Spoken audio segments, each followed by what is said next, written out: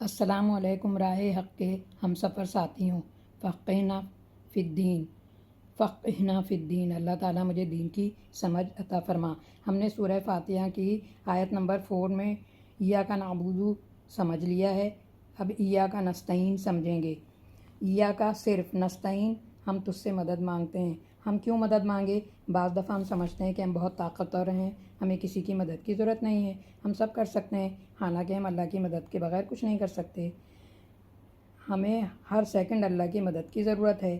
ایک معمولی وائرس ہماری جان لے سکتا ہے۔ ہم اتنے کمزور ہیں کہ اللہ کی مدد کے بغیر پانی تک نہیں پی سکتے۔ جب ہر کام میں اللہ کی مدد کی ضرورت ہے تو اس کی مدد کے بغیر ہم اللہ کی عبادت کیسے کریں گے؟ اس لیے ہم کہتے ہیں اے اللہ ایاک نستعین، ہم تجھ سے مدد مانگتے ہیں۔ اللہ اس بات کو پسند کرتا ہے کہ ہم اسی سے مانگیں۔ اس نے کہا تم مجھے ہی پکارو، سورہ غافر 60 میں اللہ تعالیٰ فرماتا ہے میں دعا قبول کروں گا۔ ہم کیسے اللہ سے مانگیں؟ قرآن میں مختلف دعائیں بتائی ہیں کہ ہم اللہ سے کیسے مانگیں، اس لیے ہم اللہم ربنا والی دعائیں سیکھیں۔ محمد صلی اللہ علیہ وسلم نے بھی ہمیں دعائیں سکھائی ہیں۔ اللہ سے مانگنے کا طریقہ، بہتر طریقہ کیا ہو سکتا ہے کہ ہم انہی الفاظ سے مانگیں جو خود اللہ نے سکھائے ہیں اور اس کے پیارے نبی محمد صلی اللہ علیہ وسلم نے سکھائے ہیں۔ یاد رکھیے، لوگوں سے مانگیں گے اور بار بار مانگیں گے تو وہ بیزار ہو جائیں گے، لیکن اللہ اس بات کو پسند کرتا ہے کہ ہم اس سے بار بار مانگیں، ہر چیز کے لیے مانگیں۔ ابو داؤد کی حدیث، نبی صلی اللہ علیہ وسلم نے فرمایا دعا ہی عبادت ہے۔ کیوں؟ دعا میں ہم اللہ سے سوال کرتے ہیں اور اسی سے امید رکھتے ہیں کہ اللہ تعالیٰ جو ہے بڑا رحمان و رحیم ہے۔ اللہ کی بات ماننا ہے انتہائی محبت سے، بوجھ سمجھ کر نہیں۔ کیا ہم میں عبد والی خوبیاں ہیں؟ کیا ہم اپنی پریشانیوں اور تکالیف میں صرف اللہ سے رجوع کرتے ہیں، یا شور مچاتے ہیں، یا پریشان ہوتے ہیں، یا ڈپریشن اور ٹینشن میں چلے جاتے ہیں؟ نبی صلی اللہ علیہ وسلم نے یہ بھی کہا کہ اللہ کو دعا سے زیادہ کوئی چیز محبوب نہیں ہے۔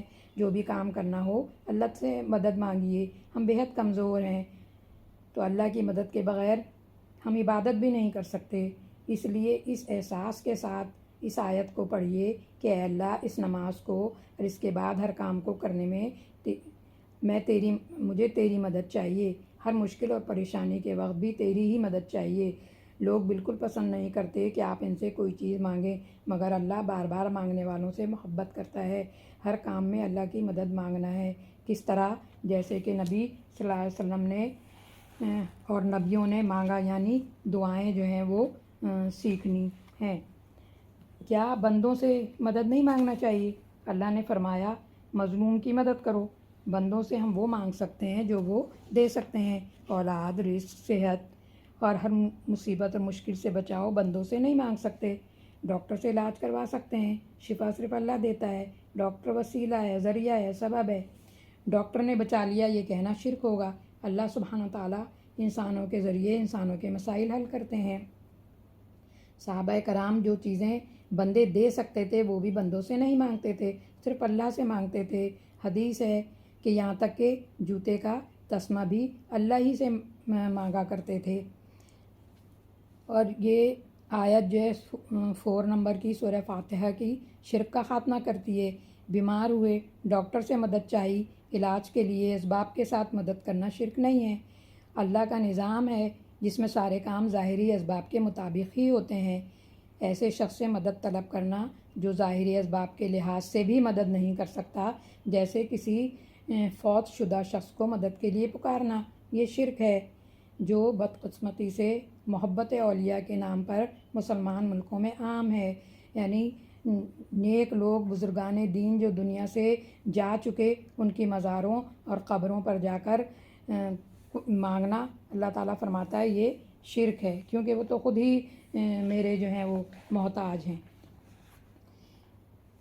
ایاک نستعین سے مراد ان کاموں میں مدد طلب کرنا ہے جن کا اختیار اللہ نے صرف اپنے پاس رکھا ہے، کسی مخلوق کو ان کا اختیار نہیں دیا۔ ڈاکٹر دوا دے سکتا ہے، شفا صرف اللہ کے پاس ہے۔ کوئی شخص کسی کو پیسہ دے سکتا ہے، مگر مال دینا، زیادہ مال دینا، کم مال دینا اللہ کے اختیار میں ہے۔ ڈاکٹر علاج کر سکتا ہے، اولاد دینا اللہ کے ہاتھ میں ہے۔ فوج، آدمیوں اور اسلحہ سے ایک دوسرے کی مدد ہو سکتی ہے، مگر فتح و شکست اللہ کے ہاتھ میں ہے۔ دنیا کے ظاہری اسباب اور وسائل جو انسانوں کو عطا کیے گئے ہیں ان میں ایک دوسرے سے مدد مانگنا بھی جائز ہے اور ایک دوسرے کی مدد کرنا بھی لازم ہے، جیسے کہ فرمایا سورہ مائدہ آیت 2 میں وَتَعَاوَنُوا عَلَى الْبِرِّ وَالتَّقْوَىٰ، نیکی اور تقوی میں ایک دوسرے کی مدد کرو۔ نماز کی ہر رکعت میں ایاک نستعین ہم کہتے ہیں کہ اللہ تعالیٰ ہم تجھ سے ہی مدد مانگتے ہیں، تو یہ ہم کیا کر رہے ہیں؟ اللہ تعالیٰ کے ساتھ وعدہ کر رہے ہیں کہ اللہ تعالیٰ ہم آپ سے ہی مدد مانگیں گے، تو پھر ہمیں اللہ ہی سے جو ہے وہ مدد مانگنی ہوگی۔ اللہ کے علاوہ نہ سجدہ کسی کے لیے، نہ نظر و نیاز، نہ اللہ کے گھر کے علاوہ کسی گھر کا طواف کر سکتے ہیں، اور نہ ہی کسی غیر اللہ کے نام سے قربانی کر سکتے ہیں، کیونکہ یہ سب شرک ہے۔ ایاک نعبد کا مطلب کیا ہے؟ نہ میرا شوہر بڑھا، نہ میرے ماں باپ بڑھے، نہ میری بیوی بڑھی، نہ فیشن بڑھا، نہ میرا گھر بڑھا، نہ میری خواہشات بڑھی۔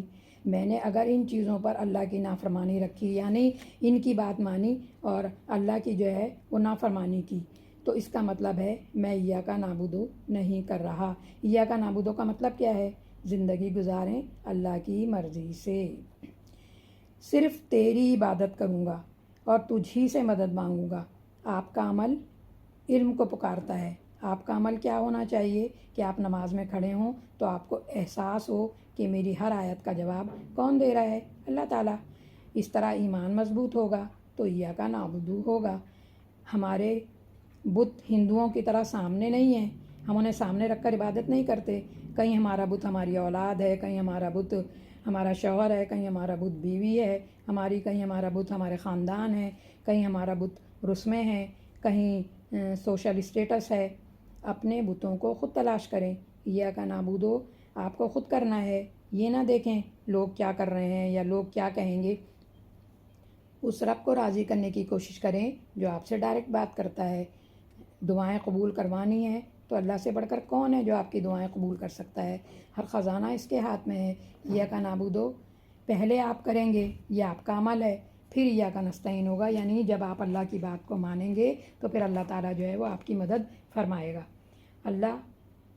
اللہ نے آج جو سمجھا اس کو تو آج ہی سے ہماری زندگی میں شامل کر دے، اور اللہ ہمیں توفیق دے کہ ہم اپنی زندگی میں قرآن کو سمجھنے کے لیے وقت لگا سکیں، دین کا علم حاصل کرنے کی کوشش کریں تاکہ عمل کر کے اپنی زندگی اور آخرت کو بہتر بنا سکیں۔ اللہ تعالیٰ ہم سب کو حق پر عمل کرنے والا اور حق کو آگے بتانے والا بنائے، اور ہمیں پریکٹیکل مسلمان بنائے۔